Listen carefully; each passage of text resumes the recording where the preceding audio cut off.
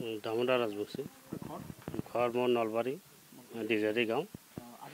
যে মই আজি যাব ওলাইছোঁ, মই আহিছিলোঁ আপোনাৰ এমাহ ছুটি, পিছত একমাহ মানে 30 দিনৰ ছুটি। অহাৰ পিছত মোৰ 10 দিন 15 দিন গ'ল আৰু কালি মোৰ হঠাৎ ফোন আহিছে যে আমাৰ ভাৰত আৰু পাকিস্তানৰ যুদ্ধ আৰম্ভ হৈছে, গতিকে মই যাব লাগে যেনেকৈ নহওক, মোক 24 ঘণ্টা সময় দিছে। তো এতিয়া মই যাবলৈ ওলাইছোঁ, কাৰণ মই CRPFত চাকৰি কৰোঁ। মোৰ বেটেলিয়ন হ'ল 98 বেটেলিয়ন, জম্মু কাশ্মীৰ, কাশ্মীৰ হ'ল মোৰ কুপৱাৰা ডিষ্ট্ৰিক্ট, পাকিস্তান সীমা।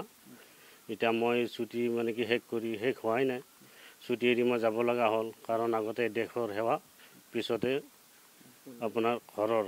যেতিয়া মই আপোনালোকে আশীৰ্বাদ কৰক বা ৰাইজে যাতে মোক আশীৰ্বাদ দিয়ে, যাতে আমি সমাজৰ বা দেশখনৰ হৈ যুঁজি যাতে দেশখনক উদ্ধাৰ কৰিব পাৰোঁ, আৰু মই অতি সোনকালে যাতে ঘৰলৈ ঘূৰি আহিব পাৰোঁ। মোৰ ঘৰত দাদা বৌ আছে, আমাৰ এওঁ আছে, মোৰ অকণমানি ছোৱালী এজনী আছে আৰু মা আছে। মোৰ আজি 21 বছৰ 2 মাহ চলি আছে। বেয়াটো লাগিবই,